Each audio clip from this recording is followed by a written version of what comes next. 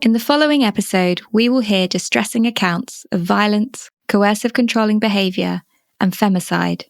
These subjects are part of conversations that I believe we must engage with, but can be very difficult to listen to.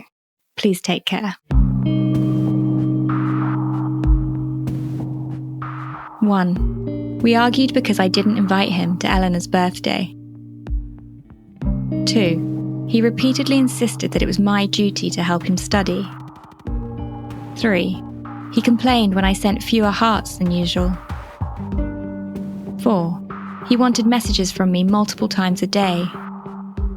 5. He has strange ideas about taking justice into his own hands when it comes to betrayal, about torture, things like that. 6. When he's in the mood, you can't not be, otherwise he becomes insistent. 7.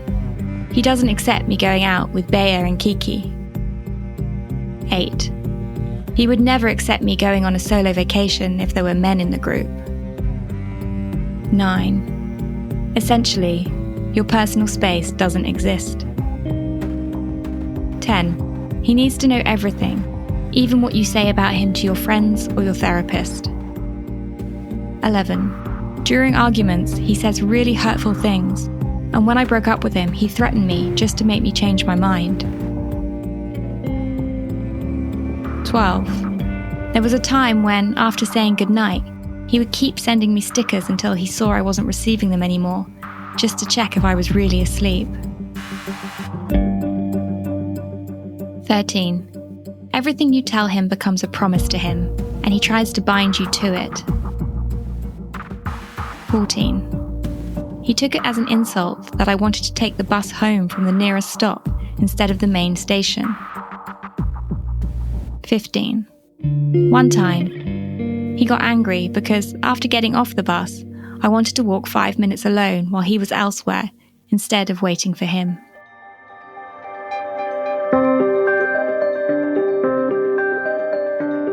This list was written by 22-year-old Giulia Cecchettin from Padua, Italy. Giulia had written this list in her diary. She was reassuring herself that breaking up with her boyfriend, Filippo Torretta, had been the right thing to do. The diary entry was dated 31st of July, 2023. Less than 4 months later, Giulia's body was found in a ditch near a lake in the north of Italy, wrapped in plastic bags. It was almost exactly 1 week after her father had first reported her missing. She was mere days away from graduating with a degree in biomedical engineering. The final sightings of Giulia were caught on CCTV and showed Torretta beating her in a car park. Torretta then bundled her into his car, covering her mouth with tape. He would go on to stab Giulia more than 70 times. Torretta went on the run and crossed the border into Germany. He was arrested after his car ran out of gas and readily confessed. He told police that he didn't think it was fair that Giulia had broken up with him. In 2024, he was sentenced to life in prison. Giulia's diary entry is extremely powerful. In 15 short sentences, she has given one of the clearest illustrations of coercive controlling behaviour I have ever seen, making plain exactly how abusers operate and what that abuse looks like. In light of her death, Giulia has shown the world how possessive demands and controlling behaviour, even things that seem trivial in isolation, like the number of love hearts at the end of a text message, can be red flags to the most extreme form of male violence: femicide. I always have described her as the perfect daughter. This is Gino Cecchettin, Giulia's father.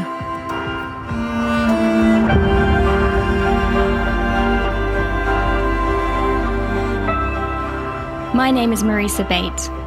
I'm a feminist journalist who reports on the lives of women, and this is Echoes of Harm, a podcast by Cora Media in collaboration with Angelini Pharma.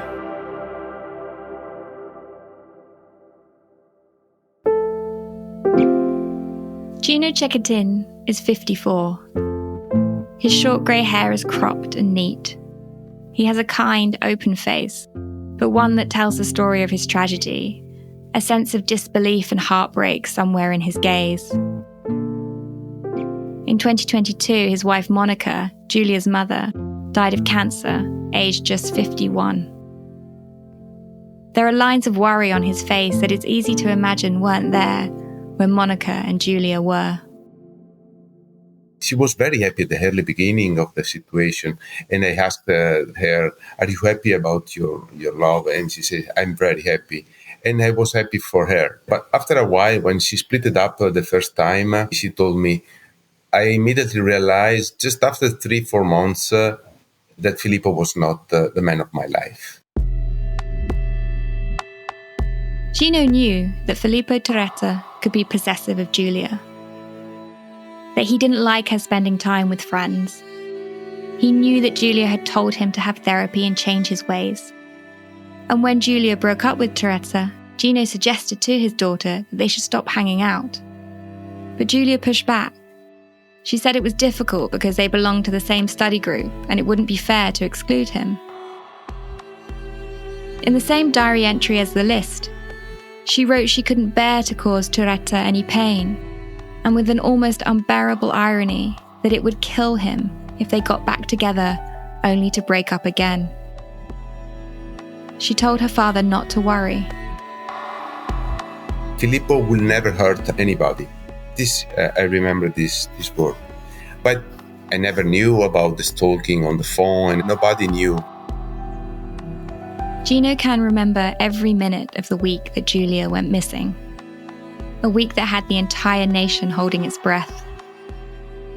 On the first day, Saturday the 11th of November, Giulia's absence wasn't unusual. She'd gone shopping and then was out late.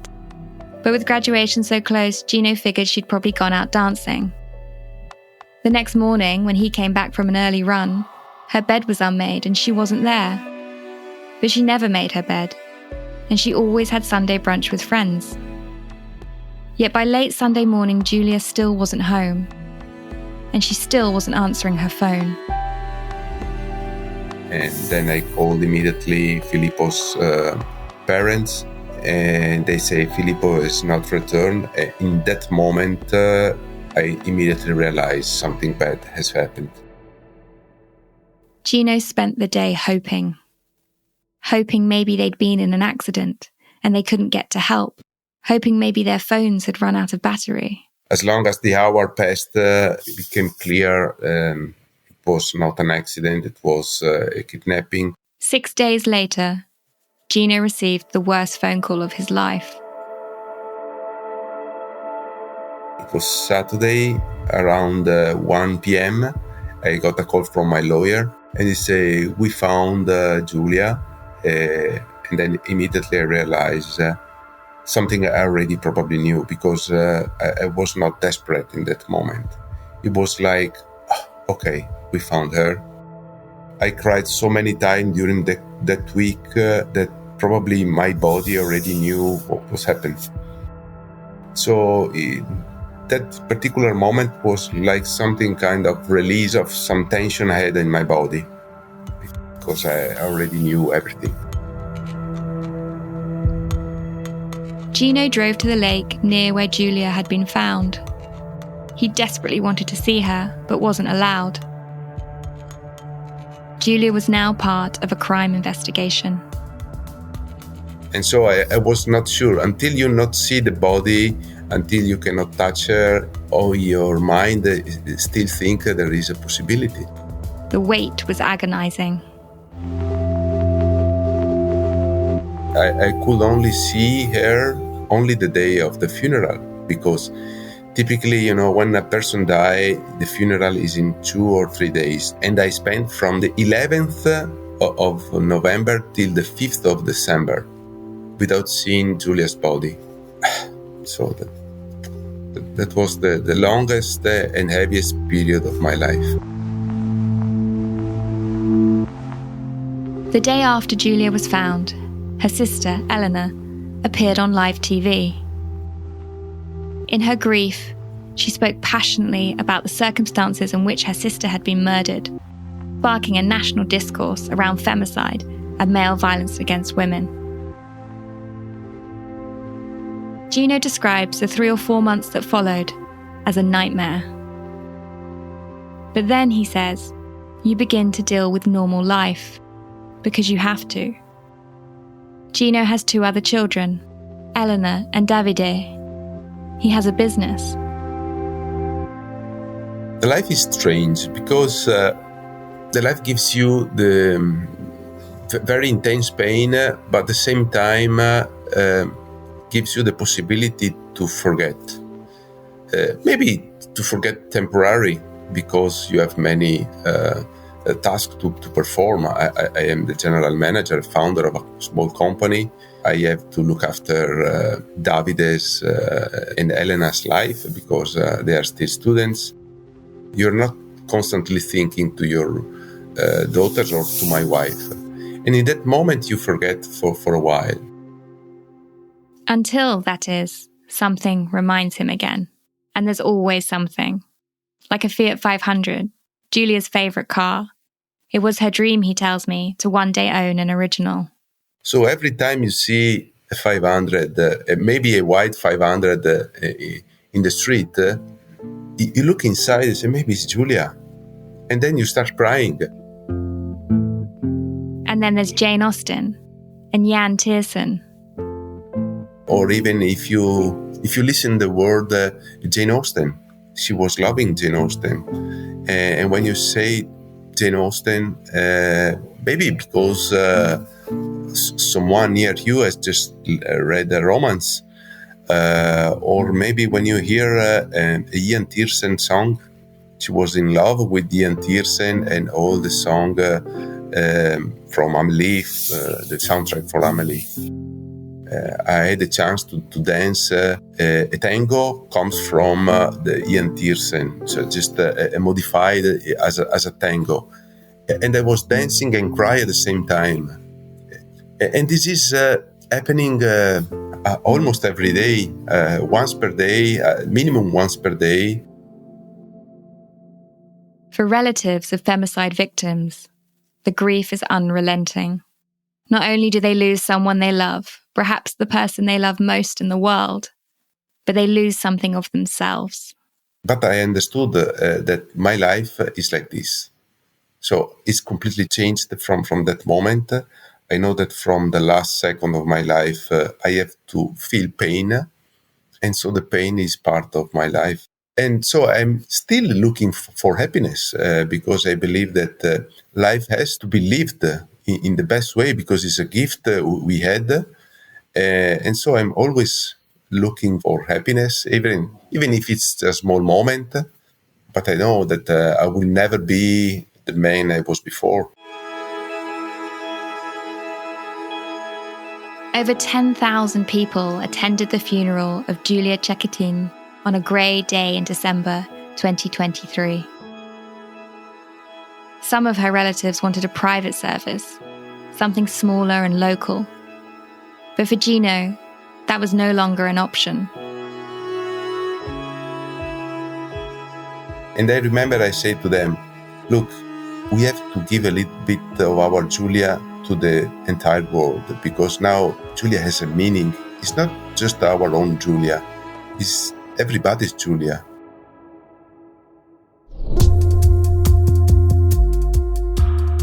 I contacted Francesca Berardi, an Italian journalist and a podcast author for Cora Media. I wanted her to offer an Italian perspective on a story that dominated national headlines for months.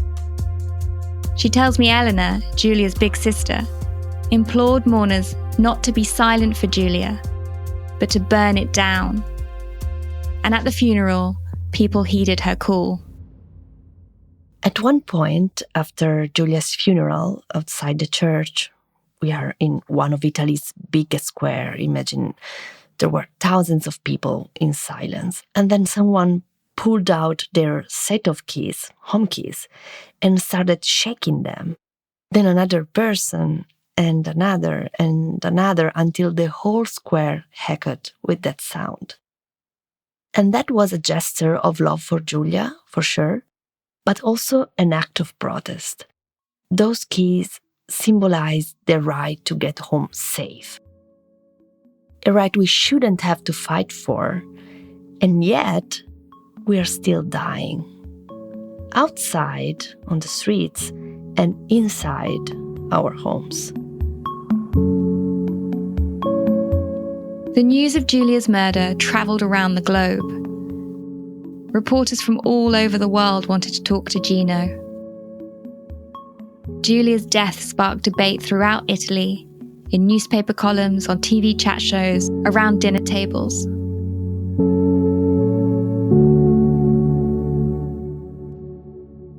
Giulia was the 105th femicide in Italy that year, according to data from the Ministry of Interior. Why had her death, and not others, become international news and forced Italy to a national reckoning?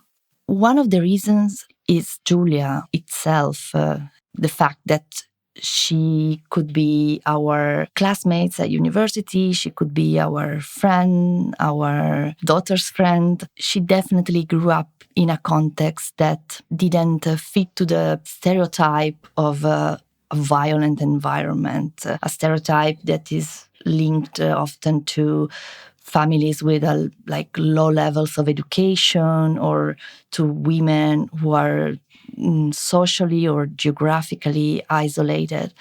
It happened to her, and it could have happened to any of us. For the most part, victims who are young, middle class and white are far more likely to make front page news than marginalised people. What we're seeing in the press, says Francesca, isn't always reflective of the whole picture. The media tend to focus on femicides involving young women, aged 20 to 30. But the age group most at risk is actually over 40 or even 60 or 80. And in many cases, these older women are murdered by their husbands, are murdered by partners they've been living with for years, often the fathers of their children. Furthermore, she adds, the media does very little to educate the public of the full spectrum of abuse and its impacts.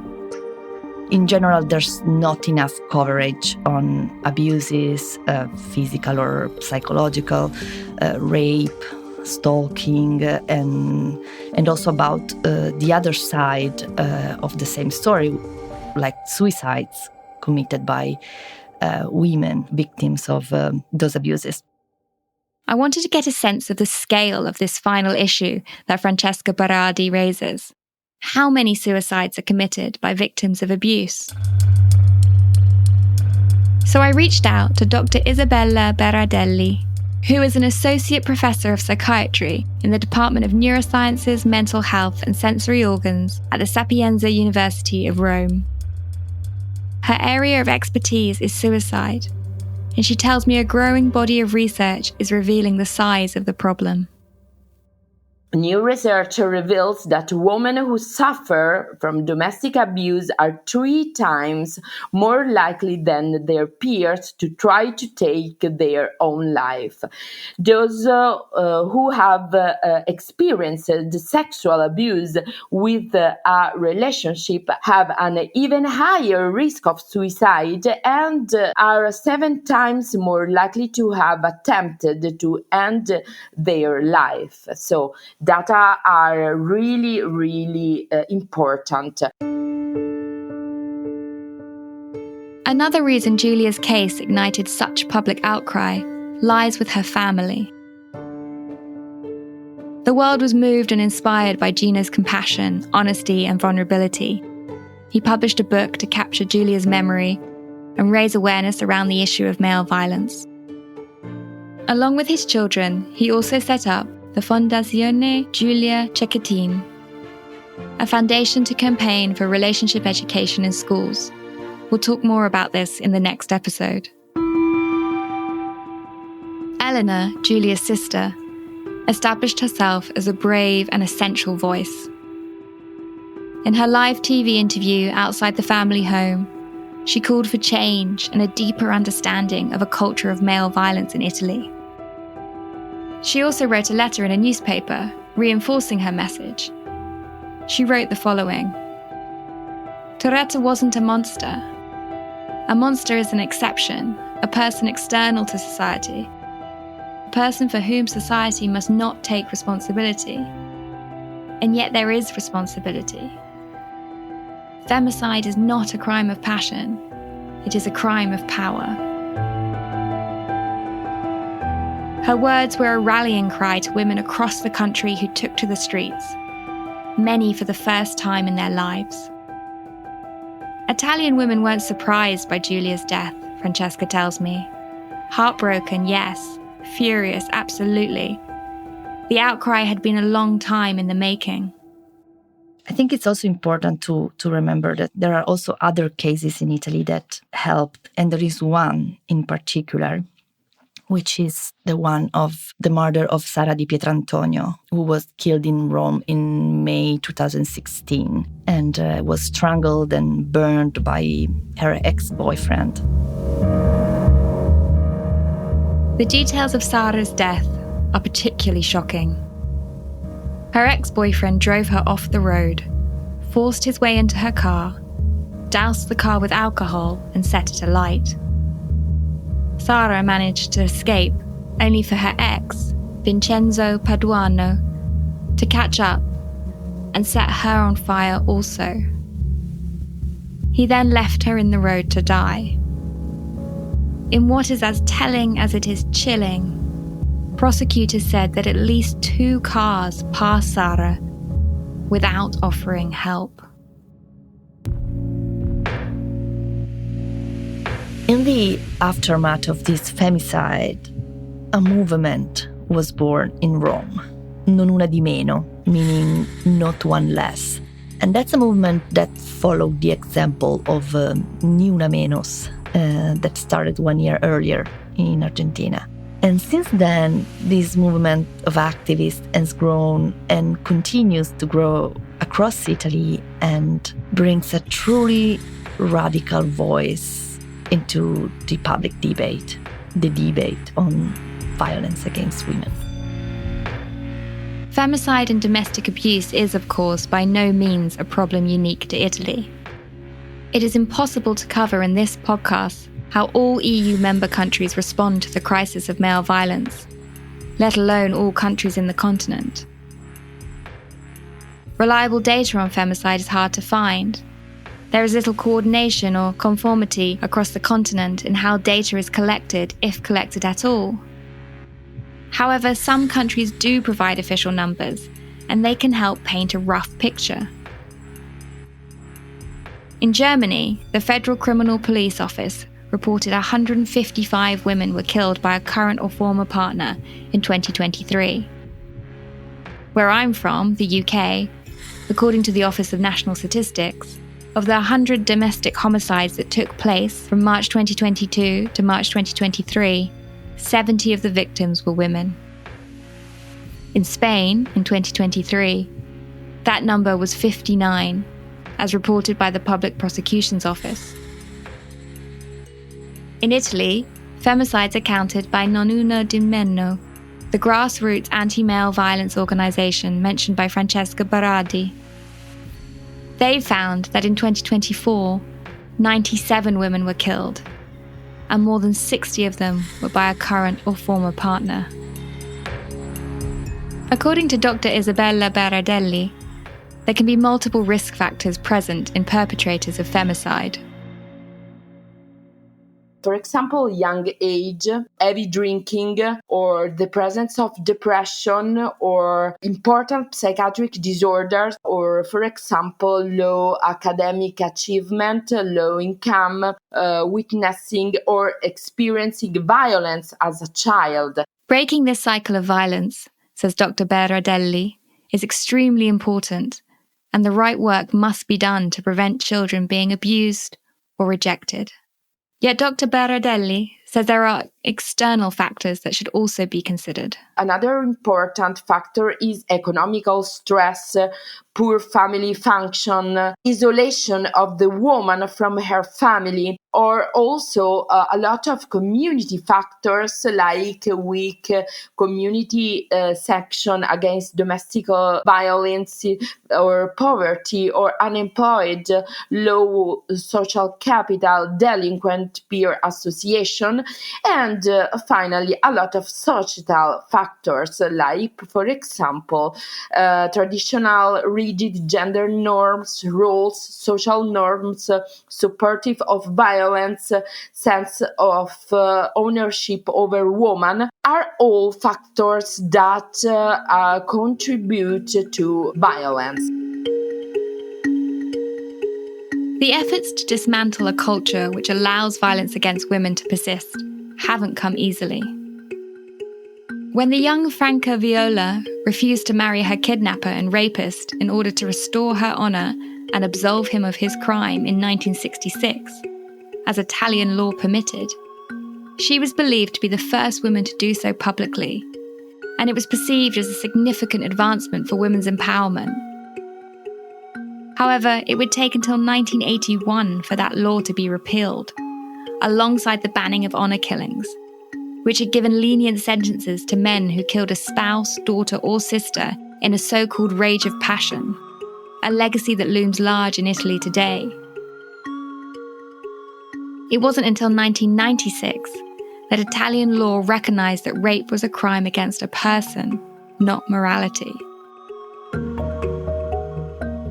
It's not hard to imagine, therefore, how a culture of violence against women will impact the mental health and psychological well-being not just of victims and survivors, but all women.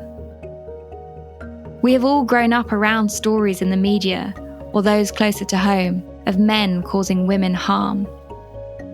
We have all known legal and cultural frameworks that have been sympathetic to perpetrators. And we have all understood that the statistics show how this harm could happen to your sister, your friend, or even you. This is a weight all women carry.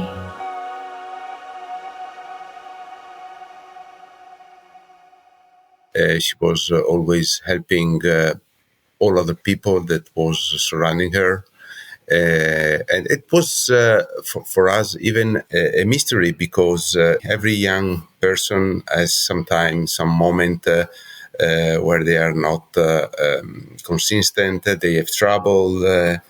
But she was like an adult in the body of a girl, but conserving also the purity of the young people. She was always singing. She was looking at the world with different eyes, and she taught me many, many things I could not see. Gino is telling me about Giulia. I want to understand who she was, far beyond the label of femicide victim. Just to give you one anecdote, when my wife passed away, after his wife died, Gino was reluctant to go back to the dance lessons he had taken with her. It had only been 6 months, and he was worried what people would say. One day, his dance instructor called him, imploring him to come back. And Giulia was listening this call, and she came to me, and she watched me with the arms on his hips, looking straight in front of my eyes, and say, "Listen, you. I know you would like to go back to the dancing floor, and I know that will help you a lot to recover from the loss of my mother. But you have to do it, because this is going to help you." This, Gino said, was what made Giulia so special. Even as a little girl, she was so giving, always thinking of others, always helping others. Gino returned to the dance floor and began dancing with a new partner. In time, they would fall in love and begin a new relationship. And that would not be possible without Giulia listening that call. But she immediately realized what is helpful for me, for my happiness. I have been working in the field of violence against women for nearly a decade. There is a chilling familiarity to how abusers operate and the impact they have. But the horror, the cruelty, and the ways in which they destroy lives will never not be shocking, never not be devastating. Talking with Gino Cecchettin is something I will never forget. Not only for the horror and the stinging injustice of his kind, beautiful daughter having her life so brutally robbed from her just at the moment that it was all beginning, but also because of Gino, his manner, the way in which he speaks with a calmness and openness and a generosity I wouldn't have thought possible for a man still so close to so much trauma and tragedy. It is Giulia, he says, who is helping him find his way. I have to concentrate my attention in what Giulia did if she was in my place. And she also helped me to concentrate my focus not on the anger and instead to focus on love.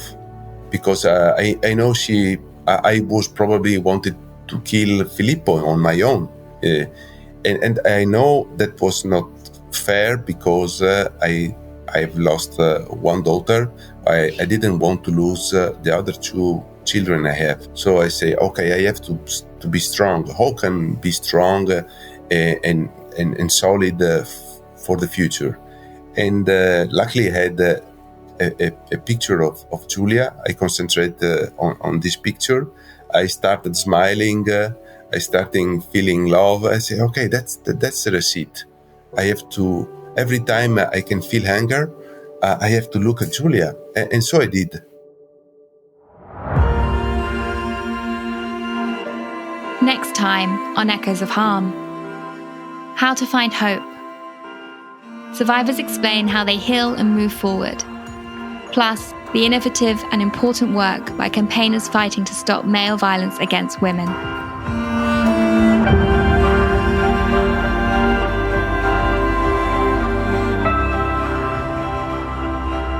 Echoes of Harm is a podcast by Cora Media in collaboration with Angelini Pharma.